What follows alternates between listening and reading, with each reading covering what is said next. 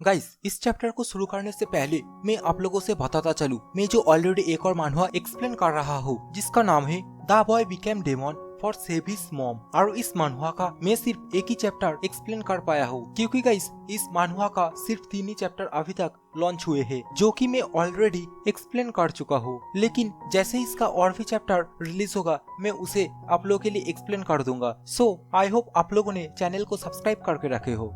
इस चैप्टर के शुरू में हमें एक बहुत ही खूबसूरत सी एकेडमी दिखाया जाती है और इस एकेडमी का नाम इम्पीरियल स्कूल फिलियन एकेडमी होती है। अभी इस एकेडमी के बारे में हमें और भी बताया जाती है। ये होता है एम्पायर का सबसे ज्यादा बेस्ट लीडिंग एजुकेशनल इंस्टीट्यूट और इस इंस्टीट्यूट के अंदर इस कॉन्टिनेंट के सबसे ज्यादा बेस्ट प्रोफेसर पाया जाता है। इस एकेडमी में बहुत सारे इम्पीरियल फैमिली बहुत सारे पैसे फंड करते हैं।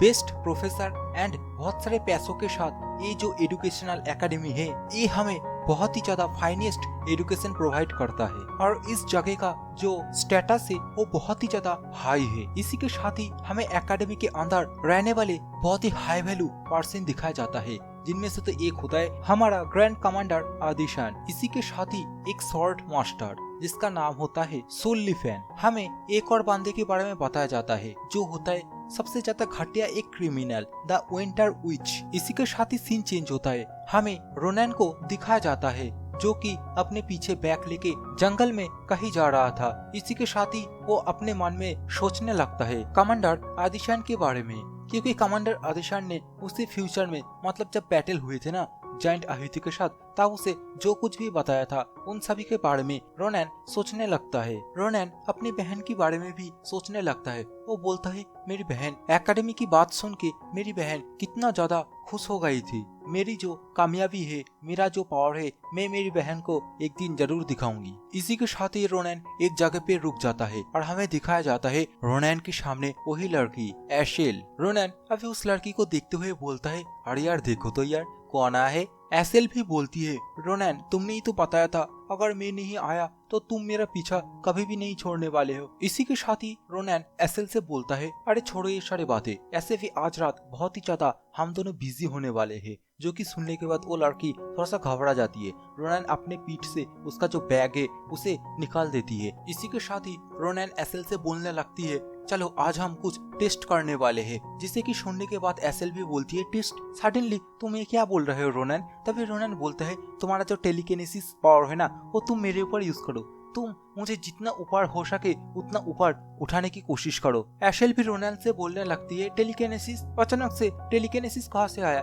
ऐसे भी मैं ऐसा क्यों करूँ क्योंकि ये बहुत ही ज्यादा डेंजरस है। रोनैन एशेल से बोलने लगती है ये कोई डेंजरस नहीं है, पहले तुम मैं जो बोल रहा हूँ तुम वही करो। एशेल को घबराते हुए देख के रोनैन बोलने लगता है इससे मैं मर नहीं जाऊंगा। तो रोनैन की बातें सुनने के बाद एशेल बोलती है ठीक है मैं मेरा जो टेलीकिनेसिस पावर है ना वो तुम्हारे ऊपर यूज कर रहा हूँ लेकिन बाद में मुझे कुछ मत बोलना। इसी के साथ ही एशेल उसका जो टेलीकिनेसिस पावर है ना उसे एक्टिवेट कर लेता है और एशेल चिल्ला के बोलती है इनविजिबल हैंड। और गाइस हमें दिखाया जाता है एशेल की हाथों से कुछ माना निकल के वो सीधा रोनैन की तरफ जाता है जो कि सीधा रोनैन को ऊपर की तरफ ले जाने लगता है। और फिर रोनैन इसका जो पावर है ना ये देखने के बाद अपने ही मन में बोलने लगता है जैसा कि मैंने सोचा था इसकी जो पावर है ना वो उससे बहुत ही ज्यादा अच्छी है। इसी के साथ रोनैन बहुत ही ज्यादा खुश भी हो जाता है। रोनैन बोलता है अभी के टाइम के हिसाब से एशेल की जो पावर है ना हाइट वेट एंड डिस्टेंस की वजह से थोड़ा सा डिसबैलेंस हो रहा है। अभी का जो फील है ना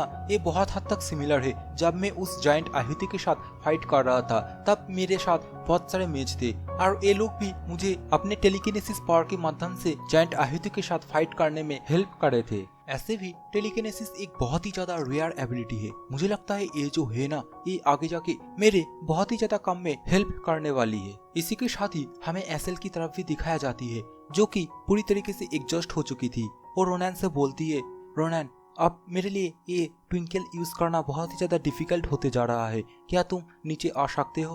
रोनैन अपना शॉर्ट निकालते हुए बोलता है एशेल तुम क्या इसे और थोड़ी देर के लिए होल्ड कर सकते हो, क्योंकि यहाँ पे एक और चीज है जो मुझे चेक करना है। एशेल तुम ज्यादा टेंशन मत करो, मैं अपने आप ही नीचे आ जाऊंगा। इसी के साथ ही हमें दिखाया जाता है रोनैन अपने शॉर्ट से उसका जो माना है ना उसे काट देता है और नीचे आ जाता है, जो कि देखने के बाद एशेल बहुत ही ज्यादा सरप्राइज हो जाती है। जैसे ही रोनैन नीचे आता है तभी एशेल उसे पूछती है, रोनैन तुम ऐसे कैसे कर पा रहे हो, तुम मेरे जो माना है उसे अपने शॉर्ट से कैसे काट पाए हो। और ये सब कुछ सुनने के बाद रोनैन बहाना बनाते हुए बोलता है, ये एक एक्रोबेटिक मूवमेंट है जिसके माध्यम से मैं ये सब कुछ कर पाता हूँ। एशेल भी बोलती है, तुम्हारा क्या मतलब एक्रोबेटिक मूवमेंट? मैं ये मेरे जीवन में पहली बार देख रहा हूँ कोई किसी का जो माना है वो अपने शॉर्ट से काट पाया है।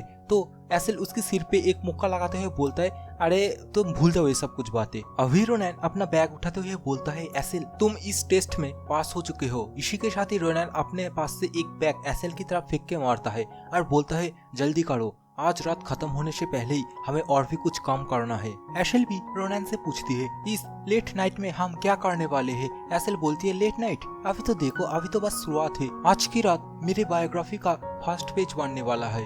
अभी सीन चेंज होता है, हमें चांदनी रात दिखाया जाती है। हमें दिखाया जाता है रोनैन एंड एशेल कहीं पे जा रहा था। तभी रोनैन एशेल से बोलता है वो फिलियन एकेडमी के बारे में। तभी वो एशेल भी बोलती है, फिलियन एकेडमी क्या रोनैन? हम दोनों फिलियन एकेडमी जाने वाले हैं, जो कि एशेल रोनैन से पूछने लगती है। रोनैन भी बोलता है, हाँ तुम सही सुने हो, हम दोनों फिलियन एकेडमी जाने वाले हैं, लेकिन अभी हम दोनों यहाँ पे जो काम करने के लिए आए हैं ना उसके ऊपर थोड़ा ध्यान दो। इसी के साथ ही रोनैन एशेल से पूछने लगती है, क्या एशेल तुम फिलियन एकेडमी नहीं जाना चाहते हो? तो एशेल रिप्लाई में बोलती है, मैं जाना तो चाहता हूँ, लेकिन तुम तो बहुत ही आसानी के साथ उसमें एंटर कर सकते हो क्योंकि तुम मार्शल आर्ट्स में बहुत ही ज्यादा जीनियस हो। लेकिन दूसरी तरफ में और रोनैन सही बोलूं तो मैं तो एक डरपोक हूँ। तभी रोनैन एशेल से बोलने लगता है, क्या एशेल तुम ऐसे ही अपना जिंदगी जो है वो जीने वाले हो? क्या तुम आगे बढ़ना नहीं चाहते हो? इसी के साथ ही हमें और भी दिखाया जाता है। रोनैन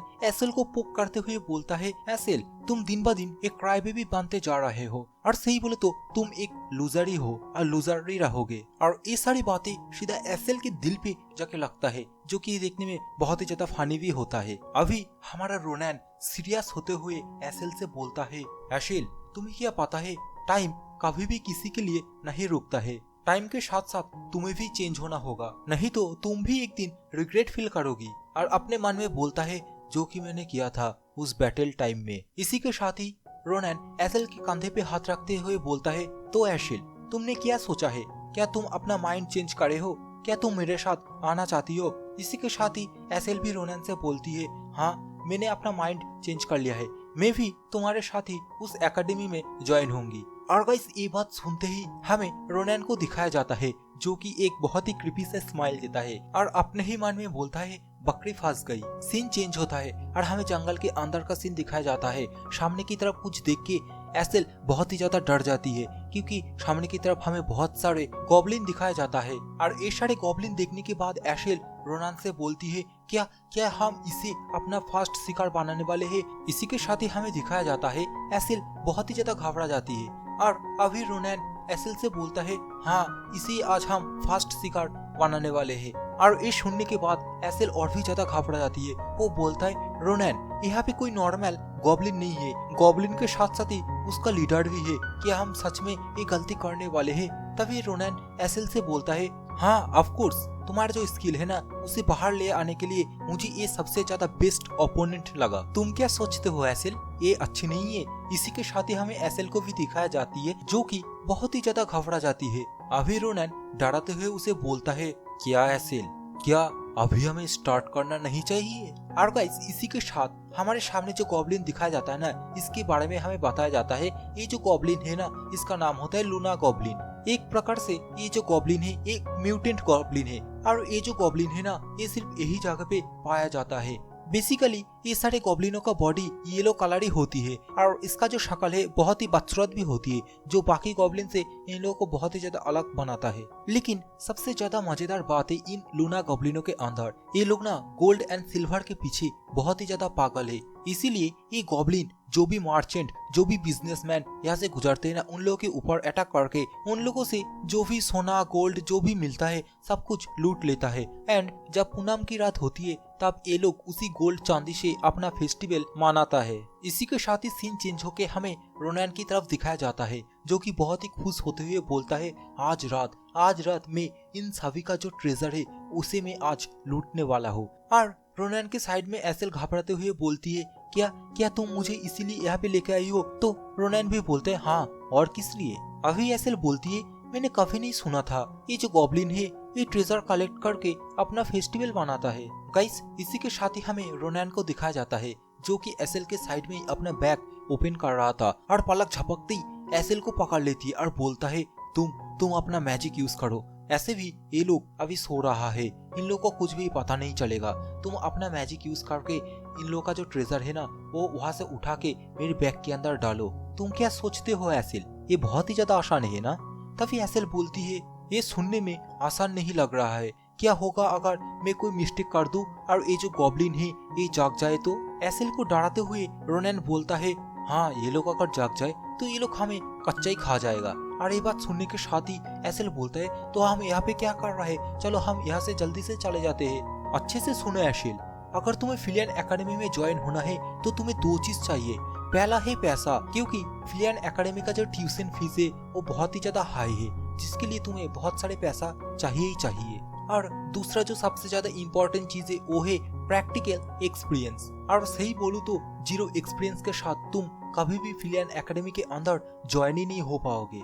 इसी के साथ ही हमें दिखाया जाता है, रोनैन एसेल के सामने अपना बैग ओपन कर लेता है और एसेल के पीठ में थप्पड़ लगाते हुए बोलता है, चलो चलो चलो जल्दी से स्टार्ट करो, मुझे और वेट नहीं करना है। और गाइस, इसी के साथ ही सीन चेंज होता है, हमें कुछ टाइम बाद का सीन दिखाया जाता है जहाँ पे कोई अपना मैजिक यूज कर रहा होता है और ये और कोई नहीं, ये अपने एसेल ही होता है। अभी हमें दिखाया जाता है एसेल अपना टेलीकिनेसिस मैजिक से गॉब्लिन का सारा ट्रेजर इस रोनैन के बैग में डालने लगता है। देखते ही देखते एसेल सारा जो भी ट्रेजर है ना वो सभी इस बैग में डाल देती है। और यहाँ पे हमें रोनैन को भी दिखाया जाता है, जो कि बहुत ही ज्यादा खुश हो रहा था, वो अपने बैग की तरफ ही देख रहा था। देखते ही देखते ये लोग अपना दो बैग ट्रेजर से फुल कर लेती है। अभी रोनैन एसेल का सिर पकड़ के बोलता है, क्या देखा, मैंने बोला था ना ये बहुत ही ज्यादा इजी है। एसेल, ये होता है असली प्रैक्टिकल, देखा कितना ज्यादा इजी है। अभी हमें एसेल को भी दिखाया जाती है, जो कि बहुत ही ज्यादा खुश हो जाती है। आज दूसरी तरफ रोनैन की शक्ल तो देखो यार, दिख के लग रहा है कोई बड़ा सा लॉटरी लग गया है। लॉटरी और कोई नहीं, एसेल ही है।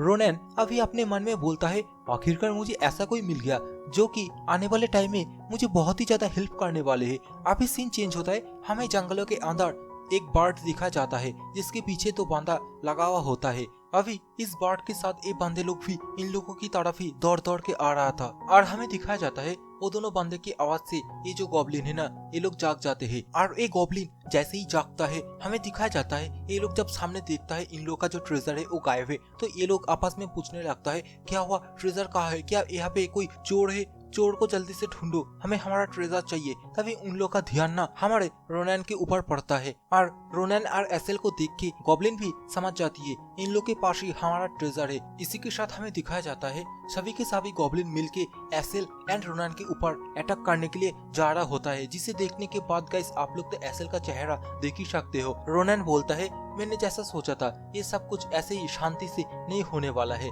तभी एसेल रोनैन से बोलती है, क्या हम अपना जो बैग है इसे कहीं और फेंक के इधर से जल्दी से नहीं चले जाना चाहिए? तो रोनैन भी अपना शॉट निकालते हुए बोलता है, कहीं जाएंगे, क्या मतलब तुम्हारा? इसी के साथ ही हमें दिखाया जाता है सारे के सारे गॉब्लिन रोनैन एंड एसेल की तरफ ही दौड़ के आ रहा है। रोनैन भी अपना शॉट बाहर निकाल लेता है। रोनैन अपने शॉट में अपना चेहरे का रिफ्लेक्ट देखता है। पीछे की तरफ एसेल को भी दिखाई जाती है, जो कि बहुत ही ज्यादा डर जाती है। अभी हमें दिखाया जाता है ये गॉब्लिन जैसे ही बहुत करीब आ जाती है ना, तभी हमारा रोनैन एक ही स्लैश में इन सभी गॉब्लिनों का सिर धड़ से अलग कर देता है, जो कि देखने के बाद एसेल भी बहुत ही ज्यादा सरप्राइज हो जाती है। वो अपने मन में सोचने लगती, ये मैंने क्या देख लिया, एक ही स्लैश में रोनैन ने 3 गॉब्लिन का सिर धड़ से अलग कर दिया। इसी के साथ ही हमें रोनैन को दिखाया जाता है, जो बोलता है सामने से 14 गॉब्लिन जिंदा है। हमें दिखाया जाता है रोनैन एक फ्लैश स्पीड की तरह उन 14 गॉब्लिनों का सिर भी धड़ से अलग कर देता है,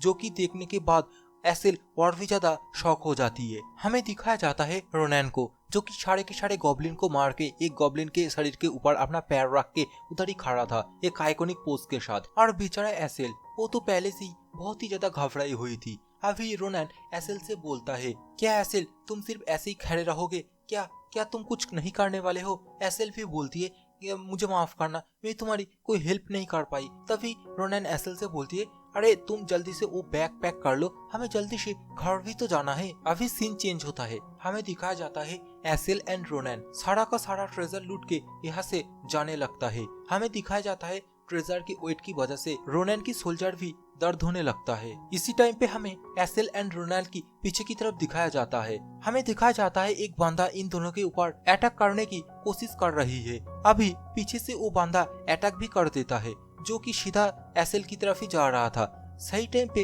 रोनैन वो तीर अपने हाथों से पकड़ लेता है और बेचारा एसेल ये तीर देख के बहुत ही ज्यादा घबरा जाती है। हमें दिखाया जाता है पीछे की तरफ से दो बंदा बाहर निकलता है और रोनैन एंड एसेल से माफी मांगने लगता है। बोलता है, मैंने गलती से ये तुम्हारे ऊपर फेंक दिया, लेकिन हमें तो पता है ये लोग ना जानबूझ के ये सब कुछ कर रहा है। तभी हमें दिखाया जाता है रोनैन भी बहुत ही ज्यादा गुस्सा हो जाता है, लेकिन वो दोनों बंदा ना एसेल एंड रोनैन से माफी मांगने लगता है। हमें दिखाया जाता है उनमें से एक बंदे का नजर ना एसेल के पीछे जो बैग है उसके अंदर जो ट्रेजर है उसके ऊपर पड़ता है। ये दोनों बंदा भी इशारे में कुछ बोलता है। तभी सामने से एक बंदा आके रोनैन से माफी मांगने की बहाने में उसके ऊपर अपने छुरी से अटैक करने की कोशिश करता है। रोनैन भी उसका हाथ पकड़ लेता है। हमें दिखाया जाता है रोनैन कस के उसके मुंह पे एक पंच मारता है, जिसकी वजह से उसके मुंह के अंदर से खून भी बाहर निकलता है। हमें दिखाया जाता है ये सब कुछ देखने के बाद पीछे जो खड़ा बंदा था ना वो भी बहुत ही ज्यादा गुस्सा हो जाता है और वो अपना छुरी निकाल के सीधा रोनैन के ऊपर पीछे से अटैक करने की कोशिश करता है। लेकिन हमारा जो एसेल है वो अपना टेलीकिनेसिस मैजिक यूज करके उसे वहीं पे रोक लेता है और हमें दिखाया जाता है रोनैन भी बोलते हैं, वाह एसेल तुम ना बहुत ही अच्छी काम करे हो। इसी के साथ ही हमें दिखाया जाता है रोनैन जल्दी से जाके उसके हाथ से उसका छुरी ले लेता है और उसे टुकड़ों में काट देता है। इसी के साथ ही उसके साथ जो बंदा था ना जिसके मुंह पे रोनैन ने एक पंच मारी थी, वो बंदा भी बहुत ही ज्यादा घबरा जाती है, लेकिन रोनैन उसे भी नहीं बख्शता, उसे भी वहीं पे जान से मार देता है। जो कि देखने के बाद एसेल बोलते है, तुमने एक ह्यूमन को भी मार दिया। अभी सीन चेंज होता है, हमें रोनैन एंड एसेल को दिखाया जाता है जो यहाँ से जाने लगता है। तभी हमें दिखाया जाता है इन लोगों के पास एक थैली थी जिसके अंदर कुछ हलचल होने लगता है। हमें दिखाया जाता है वो थैली अपने आप ही हवा में उड़ने लगता है, जो कि रोनैन महसूस कर लेता है। वो जैसे ही घूम के देखता है वो बहुत ही ज्यादा डर जाता है। ये बोलता है ये थैली हवा में ऐसे कैसे उड़ रहा है। तभी वो जल्दी से जाके वो थैली खोल लेता है, देखता है उसके अंदर से दो बड़े बड़े आंखें। तभी उसके अंदर से वही बर्ड जो इस बर्ड के पीछे ये लोग पड़े थे वही बर्ड बाहर निकलता है। ब्लू कलर की एक बर्ड होती है, जो देखने के बाद ये लोग सरप्राइज हो जाता है। इस बर्ड के बारे में इन लोगों को कुछ भी पता नहीं होता है। इस ब्लू बर्ड को देखने के बाद एसेल बहुत ही ज्यादा खुश हो जाती है। वो बोलता है, मैं मेरी जिंदगी में पहली बार एक ब्लू बर्ड देख रही हूँ। इसी के साथ रोनैन भी बोलता है, मैं भी तो देख रहा हूँ, मैंने आज तक कभी भी ब्लू कलर की बर्ड नहीं देखी है मेरी पूरी जिंदगी में। इसी के साथ हमें दिखाया जाता है ये जो बर्ड है ना इसकी पैरों में कुछ जंजीरें होता है, जो देखने के बाद रोनैन बहुत ही ज्यादा सरप्राइज हो जाता है। वो बोलते हैं ये जंजीरें, क्योंकि ये जो जंजीरें है ना ये बहुत ही स्पेशल जंजीरें है। ये जंजीरें लगाने के बाद किसी का भी माना रिटेक नहीं होता है, इसका जो पावर है वो हाइड हो जाता है, इसका हलचल भी कम हो जाता है। हमें दिखाया जाता है इसी टाइम पे ये जो बर्ड है ना अपने पीछे कुछ मैजिक सर्कल जैसा क्रिएट कर लेता है, इन दोनों के साथ कम्युनिकेट करने लगता है, जो कि सुनने के बाद एसेल एंड रोनैन बहुत ही ज्यादा घबरा जाती है। हमें दिखाई जाती है एसेल रोनैन को पकड़ के बोल रहा होता है, क्या ये बर्ड हमसे बातें कर रहा है? तभी रोनैन बोलता है, ये बर्ड कम्युनिकेट मैजिक यूज कर रहा है, क्या ये संभव भी है? एक बर्ड कैसे मैजिक यूज कर सकता है? इसी के बारे में हमें इस बर्ड के बारे में बताया जाता है, जो कि ज्यादा इम्पोर्टेंट नहीं है, बस मैं आप लोग को बोल देता चलूं। मतलब ये जो बर्ड है ना ये एक मिथिकल बर्ड है और ये जो अंडा देता है वो बहुत ज्यादा रेयर है और ये बर्ड अपने एंटायर लाइफ में सिर्फ एक ही अंडा देता है। सीन चेंज होता है, हमें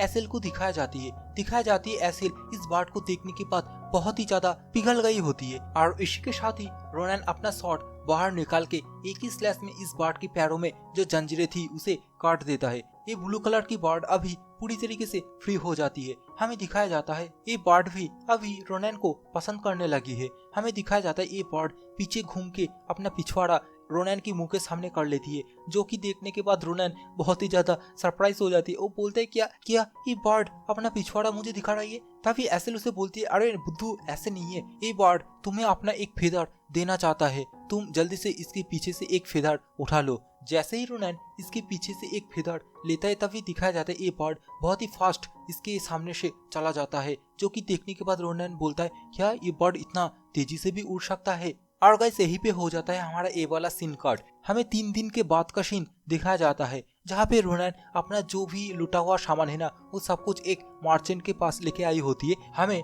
दिखाया जाता है ये मर्चेंट भी बहुत ही ज्यादा खुश हो जाता है। मर्चेंट रोनैन से बोलता है लगता है आज मेरा लकी डे है, क्योंकि इतना वैल्यूएबल चीज मिलना बहुत ही ज्यादा मुश्किल होता है अभी के टाइम पे। इसी टाइम पे रोनैन अपने पॉकेट से एक अंडा निकाल के इस मर्चेंट को देते हुए बोलता है क्या आपको पता है ये चीज क्या है। तभी वो मर्चेंट भी ये एक अपने हाथ में लेते हुए देखने लगता है, बोलता है इसका जो टेक्सचर है, इसका जो कलर है, ये सब कुछ एनालिसिस करने के बाद मर्चेंट रोनैन से बोलता है क्या ये एक घोड़े का टट्टी है। और ये सुनने के बाद रोनैन बोलता है नहीं नहीं ये कैसे घोड़े का टट्टी हो सकता है। तो मर्चेंट बोलते हैं मुझे माफ करना, सही बोले तो मुझे भी नहीं पता ये चीज क्या है। इसी के साथ ही सीन चेंज होके हमें उस दिन का सीन दिखाया जाता है जहाँ पे वो ब्लू कलर की बर्ड रोनैन के सामने अपना पिछवाड़ा घुमाई थी। तब वो बर्ड रोनैन को सिर्फ अपना एक फेदर ही देके नहीं गया था, उसके हाथ पे एक अंडा भी देके गया था। रोनैन पहली बार तो ये अंडा देख के सोचा था ये बर्ड उसके हाथों के ऊपर टट्टी करके गया है, तभी वो गुस्से में उस अंडे को एक पत्थर के ऊपर भी फेंक के मारता है। लेकिन देखते इस अंडे का कुछ नहीं होता है, लेकिन जो पत्थर है वो टूट के बिखर जाता है। अभी सीन चेंज होके प्रेजेंट में आता है। हमें दिखाया जाता है वो मर्चेंट रोनैन से बोलता है मुझे पता नहीं ये चीज क्या है, लेकिन ये चीज जिसका भी अंडा है ना वो बहुत ही ज्यादा वैल्यूएबल है। और ये सब कुछ सुनने के बाद रोनैन ये जो अंडा है ना ये अपने पास ही रख लेता है। अभी रोनैन इस मर्चेंट से पूछने लगता है क्या आपको फिलन एकेडमी का जो एंट्रेंस है उसके बारे में कुछ पता है, क्योंकि हम दोनों फिलन एकेडमी के एंट्रेंस पे ही जाने वाले हैं। तभी ये मर्चेंट रोनैन से बोलती है क्या कोइंसिडेंट है मेरा जो बेटी है वो भी उस फिलन एकेडमी के जो एंट्रेंस है उसमें भर्ती होने के लिए जाएगी, तब तक तुम हमारे साथ ही रुक सकते हो। इसी टाइम पे हमें दिखाया जाता है ये जो मर्चेंट है ना इसकी बेटी भी आ जाती है। इसका बेटी बोलती है हेलो डैड कैसी हो, और बोलते है ये लोग कौन है। तभी उसका डैड है ना बोलती है ये लोग ना बहुत ही वैल्यूएबल एक पर्सन है। अभी हमें इस लड़की की नाम भी पता चलती है। हमें पता चलती है इसका जो नाम है वो मारिया होती है। मारिया उसकी डैड से बोलने लगती है डैड आप इन बच्चों से क्या डील कर रहे हो, जो कि सुनने के बाद इसका जो डैड है ना वो बहुत ही ज्यादा गुस्से में बोलता है तुम ऐसे रेकलेस की तरह कैसे बातें कर रहे हो, ये बहुत ही ज्यादा वैल्यूएबल पर्सन है। मारिया का डैड इन लोगों से अभी माफी मांगने लगता है, बोलता है मेरा जो बेटी है ना ये मर्चेंट के साथ ही पली बड़ी है, तो इसका जो बातें करने का तरीका है वो बहुत ही ज्यादा रफ है, तो तुम लोग ज्यादा दिल में मत लेना। अभी हमें दिखाया जाता है रोनैन भी मारिया से बातें करने के लिए चला जाता है। रोनैन मारिया से पूछने लगता है क्या तुम्हारा जो मिडिल नेम है उसमें तुम सेन यूज करते हो, जो कि सुनने के बाद मारिया बोलते हैं हाँ, लेकिन तुम्हें कैसे पता है। तभी रोनैन अपने मन में सोचता है पिछले लाइफ में जब मैं इस पर्सन से मिला था तब ये पर्सन कुछ अलग ही दिखता था, ये तो एक लड़का हुआ करता था, लेकिन अभी देखो मुझे तो एक लड़की दिख रही है। अभी रोनैन मारिया से बोलती है क्या तुम अपना कान आगे ले आ सकती हो। तभी मारिया भी अपना कान रोनैन के सामने लेके आती है। रोनैन मारिया के कान में कुछ ऐसा बताता है जो कि सुनने के बाद मारिया बहुत ही ज्यादा गुस्सा हो जाती है। बेसिकली गाइस रोनैन मारिया से कुछ पूछती है, और क्या पूछती है आप लोग स्क्रीन पे देख ही सकते हो। और ये सुनने के बाद मारिया भी बहुत ही ज्यादा शॉक हो जाती है। वो बोलता है क्या क्या मैंने सही सुना है, इसने क्या बताया अभी मेरे कानों में। अभी रोनैन मारिया से और भी बोलता है मैं तुम्हें चाहे किस भी एंगल से क्यों ना देखूं, मुझे नहीं लगता ये चीज तुम्हारे पास होने वाली है। और रोनैन की मुंह से ये सब कुछ सुनने के बाद मारिया बहुत ही ज्यादा गुस्सा हो जाती है। रोनैन अपने मन में ही सोचने लगता है क्या इस ओल्ड मैन का कोई एक और संतान है जो इसे नहीं पता है। इसी के साथ ही हमें दिखाया जाता है पीछे से एक हाथ आके रोनैन के गालों पे टपली बजा के चला जाता है। हमें दिखाया जाता है ये और कोई नहीं ये मारिया ही होती है। इसी के साथ ही हमें दिखाया जाती है मारिया रोनैन को एक और मुक्का मारने के लिए आगे बढ़ रही होती है, लेकिन रोनैन उसे बोलता है तुम वहीं पे रुक जाओ। लेकिन मारिया कहाँ रुकने वाला है, वो सीधा रोनैन को मारने के लिए आ जाती है। लेकिन इस बार रोनैन मारिया के सर पे एक टपली बजा देती है। रोनैन मारिया से बोलने लगती है मैं गलत थी इसलिए मैं तुम्हें एक बार हिट करने दिया, इसका मतलब ये नहीं तुम मुझे बार बार पीटने आओगी। लेकिन मारिया अभी भी बहुत ही ज्यादा गुस्सा होती है, वो अपने सेट से रोनैन के ऊपर अटैक कर देती है। इसी के साथ ही हमें दिखाया जाता है ये दोनों आपस में झगड़ा करने लगती है एक छोटे बच्चे की तरह, जो कि देखने में बहुत ही ज्यादा फनी लग रहा था। अभी सीन चेंज होके हमें कुछ देर बाद का सीन दिखाया जाता है। एक टेंट के अंदर ये तीनों बैठ के आपस में कुछ वेपन लेके डिस्कस कर रहा था। हमें टेबल के ऊपर 3 स्वॉर्ड एंड एक मैजिकल वेपन दिखाया जाता है। इसी के साथ ही मारिया रोनैन एंड एसेल इन दोनों को फिलियन एकेडमी के बारे में बताने लगती है। मारिया बताती है तुम्हें फिलियन एकेडमी में ज्वाइन होने के लिए तुम्हें 2 टेस्ट देना होगा। पहले टेस्ट में तुम्हें सामने जो भी प्रोफेसर लोग होंगे ना, उन लोगों को इम्प्रेस करना होगा। उन लोगों के सामने तुम्हारा जो स्किल है ना उसे शो कराना होगा। एंड जो सेकंड टेस्ट है ना वो बहुत ही ज्यादा इजी है, लेकिन उतना भी इजी नहीं है, ये है थ्योरी टेस्ट। मारिया इन दोनों की तरफ देख के बोलता है एक स्वॉर्ड्समैन एंड एक मेज। सही है, लेकिन मुझे समझ में नहीं आ रहा है रोनैन, तुम्हारे लिए ये लोग 3 शॉट देके गया है, क्या तुम इसे कैरी करने में दिक्कत नहीं होगी? जो कि सुनने के बाद रोनैन मारिया से बोलता है नहीं नहीं ऐसा नहीं है, बस मैं शॉट थोड़ा रफली यूज करता हूँ। लेकिन तुम क्या बता सकते हो इन तीनों में से कौन सा शॉट सबसे ज्यादा बेस्ट है? मारिया बोलती है सभी के सभी शॉट ही बेस्ट है, लेकिन मेरे हाथ में ये जो शॉट है ना ब्लैक आयरन से बना है, ये बहुत ही ज्यादा बेस्ट है इन सभी में से। मुझे नहीं पता तुम कितना रफली शॉट यूज करते हो, लेकिन इस शॉट को तुम आसानी से तोड़ नहीं सकते हो। मारिया अभी एसेल से बोलती है ये जो मैजिकल स्टफ है ना ये मैं तुम्हें दे रहा हूँ क्यूटी। अरे क्यूटी सुनने के बाद एसेल भी बहुत ही ज्यादा शर्माने लगती है। मारिया अभी एसेल से पूछने लगती है ऐसे तुम किस तरीके का मैजिक यूज करते हो, क्या वो कोई रेयर मैजिक है? तो एसेल मारिया से बोलने लगती है मैं जो मैजिक यूज करता हूँ ना वो टेलीकिनेसिस मैजिक है। टेलीकिनेसिस मैजिक सुनते ही मारिया बहुत ही ज्यादा सरप्राइज हो जाती है। वो बोलता है तुम अगर सही से प्रदर्शन करोगी ना तो तुम्हें उस फिलियन एकेडमी के अंदर स्कॉलरशिप भी मिल सकती है। इसी के साथ ही मारिया रोनैन से भी पूछने लगता है क्या तुम कौन सी टेक्निक यूज करोगे जब तुम फिलियन एकेडमी के अंदर जाओगे? तब रोनैन भी बोलता है टेक्निक, और रोनैन अपने मन में कुछ सोचने लगता है, जो कि देखने के बाद मारिया थोड़ा सा शॉक हो जाता है और बोलता है तुम कैसे बच्चे हो, तुम फिलियन एकेडमी के अंदर ज्वाइन होने वाले हो और तुम्हें पता नहीं है तुम उन लोगों के सामने क्या यूज करने वाले हो। इसी टाइम पे रोनैन मारिया से बोलता है मेरे पास कोई माना नहीं है, और सही बोलूं तो मैं माना सेंस भी नहीं कर सकता हूँ, लेकिन मैं ऑरा के हिसाब से अपना स्वॉर्ड यूज करता हूँ। और ये सब कुछ सुनने के बाद मारिया अपने मन में सोचने लगती है एक ऐसा बच्चा जिसे पता ही नहीं है माना कैसे सेंस करा जाता है, ऊपर से वो बोलता है माना एंड ऑरा दोनों एक ही है। क्या ये बच्चा पागल हो गया है? क्या ये फिलियन एकेडमी के अंदर जाना चाहता है? अभी मारिया रोनैन से पूछने लगती है तुम ऐसे कैसे बोल सकते हो, जो माना है जो ऑरा है दोनों एक ही चीज है। रोनैन बोलता है ये कुछ ऐसा चीज है जो मैं समझता हूँ, तुम इसमें अपना जो दिमाग है ना उससे मत घुसाओ, तुम्हें कुछ भी समझ में नहीं आएगा। हमें दिखाया जाता है मारिया रोनैन को बाहर आने के लिए बोलती है क्या मैं तुम्हारा ये जो दोनों शॉर्ट है इसे थोड़ी देर के लिए